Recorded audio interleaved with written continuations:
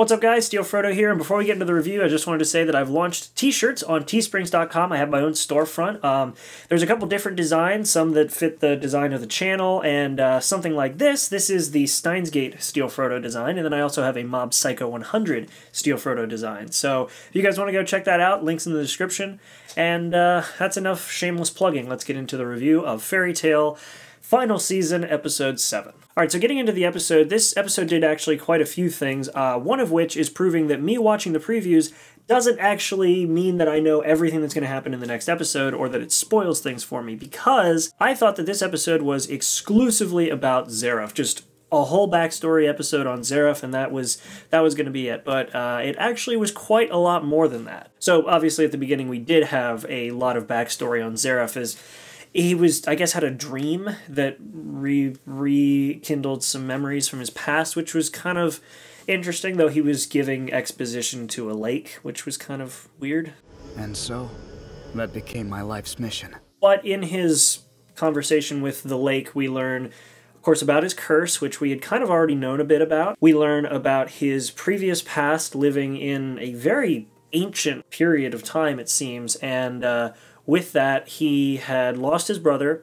He was a genius. He was actually studying how to bring things back to life, and he had studied life and death apparently a lot, trying to understand why people live and why people die. And he had been doing this since he was a very young child, presumably because his brother died. And this is where things get very, very interesting.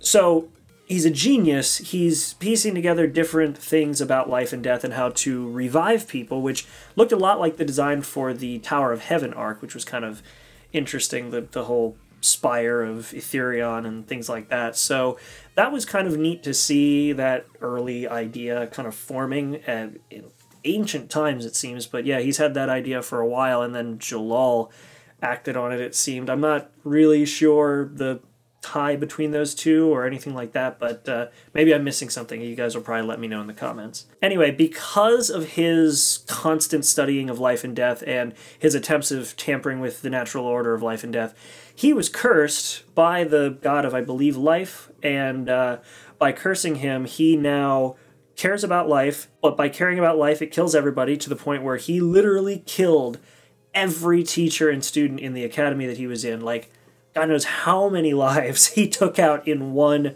fell swoop. That was it. And because of that, now he's stuck with this curse of caring for life causes life to be snuffed out, but not caring about life, they continue to live. Plus, he's also immortal. So he cannot die, but he can kill literally everyone by caring about them existing. So kind of a contradictory curse, but sucks to have it. Anyway, so yeah, let's move on, because there wasn't as much as I thought there would be about Zeref. We basically learn about his past, the fact his brother died, and then the most interesting part of his brother, or his brother's death. So this entire time that these demons of Zeref, or these creations of Zeref have been, made, he's been creating them in order to try and kill him. Like, he's been trying to create demons that could kill him. Obviously, we were kind of aware of this when they were talking about it when the Tartaros arc happened. They had talked about, like, they were, designed to kill. And it's interesting to think that they were supposed to be powerful enough to kill him, but they weren't. And Fairy Tail, including, mainly Natsu and Urza and, like, the main team, of course, were powerful enough to take them out on their own. So clearly they're not powerful enough to take out an immortal. But the last demon, or the last creation of Zeref, is his brother, END, Etherius Natsu Dragneel. So Natsu is Zeref's brother, and a creation of Zeref, and a demon? I don't know if they're demons if they're created by Zeref. Like, they're the creations of the books of Zeref, so I would assume that they are some sort of evil entity. Well, not evil entity, obviously, because we have Natsu, but something like that, which is interesting to think. And actually, that's a pretty big reveal that, like, I knew the END thing because I had watched the last season, and I had watched Fairy Tail Zero, where they had revealed some of that stuff. So not a huge surprise that he's END, but a pretty big surprise that Natsu is brothers with Zeref. I'm like, okay. So that basically summed up the past section, talking about Zeref's past in the episode. So don't really know, like, if we're going to learn more or if that was it and why or what. I don't know. So, yeah, I guess we'll find out. But, yeah, so that was basically all it was. So I thought the whole episode was going to be about Zeref, but it was just this little opening conversation that Zeref had with the lake that he was sitting in front of. Then, of course, in present day, he goes and talks to Acnologia. And he was debating, he's talking about like whether or not he should team up with the humans to fight Acnologia or whether he should team up with Acnologia to fight the humans. And he has decided that neither option is one that he wants to pursue. He does not want to be either on the side of Acnologia or on the side of the humans. He would rather simply wipe them all out, which clearly shows that he has lost his care for life. So that's why people can be around him without dying. And he's foreshadowing what I will guess now is going to be a very, very epic fight coming probably towards the very, very end of this season. I can't imagine it's going to happen anytime soon, but probably towards the tail end of this season, which will be a fight between a dragon, a human, and an immortal, which means Acnologia, Natsu, and Zeref. So, good bit of foreshadowing. I'm really excited to see what that's gonna turn into. So, yeah, we got a while to wait before that happens, though. So, better get your popcorn ready and start waiting. After that, we have all of the Fairy Tail members coming to Magnolia, where they are going to, I guess, reconvene at the spot where Makarov had completely disbanded the Fairy Tail Guild. And I don't know if he just, like, annihilated the guild hall, because it was basically just a crater where the guild hall used to be. And when we saw him disbanding the guild, he was standing on, like, a piece of the rubble, and that was kind of it. He's just like, we're done, we're disbanded, go, you know, like, go forge your own path. And it was horrible to see how many people he affected, because there were so many people in the Fairy Tail Guild. And when they were walking towards it, Lucy was very concerned. She's like, I don't know if everybody feels the same way I do about it, or the same way we do about it. She's like, I got, you know, fired up along with Natsu because of the fact that it sounded like a really good idea, but now faced with the idea that some people may not have the same feelings, she wasn't sure. And then Kana comes up, drunk out of her mind probably, comes up and says that she got the letter and everybody was super excited to meet up again and bring Fairy Tail back together. So that right off the bat completely dashed any idea that people from Fairy Tail weren't going to be willing to join up and, you know, rekindle the light of Fairy Tail.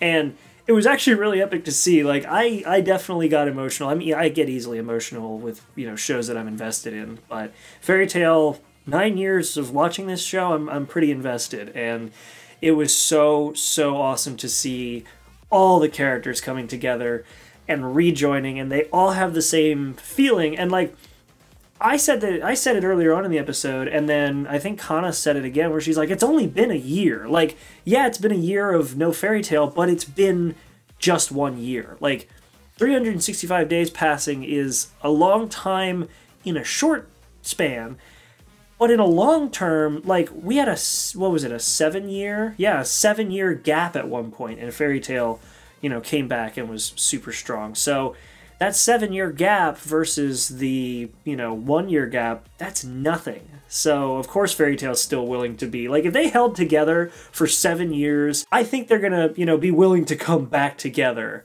for, well, 1 year. Anyway, so we have a reintroduction of all the characters and what they look like after 1 year, which is really no different, apart from, like, Romeo's hair looks a little longer, and I guess that's about it.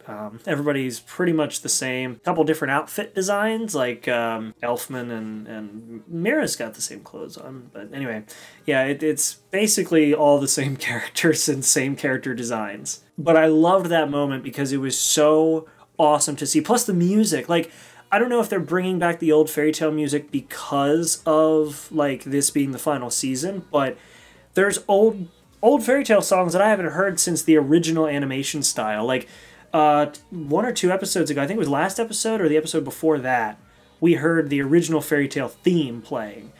This episode, we had what sounded like I don't know what the exact name of the song is, but the very emotional music that plays for a lot of the older Fairy Tail scenes where it was very touching or emotional or something along those lines. And we had that playing in this episode, which was incredible.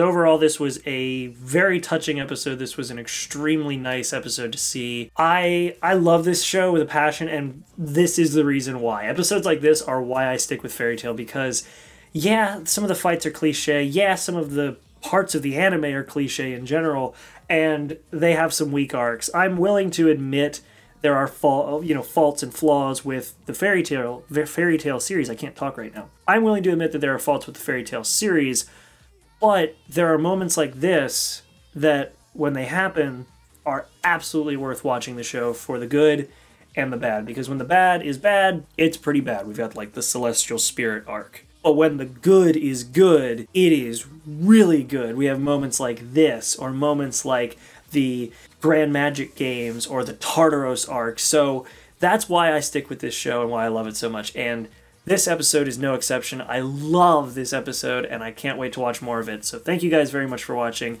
I hope you guys enjoyed this review. If you want to go watch the episode, check it out over there. I don't know why I did this little hand motion, but yeah, ready to go watch the episode. So make sure to check it out. And apart from that, thanks for watching, guys, and I'll see you in the next video. Make sure to be there and have a good one.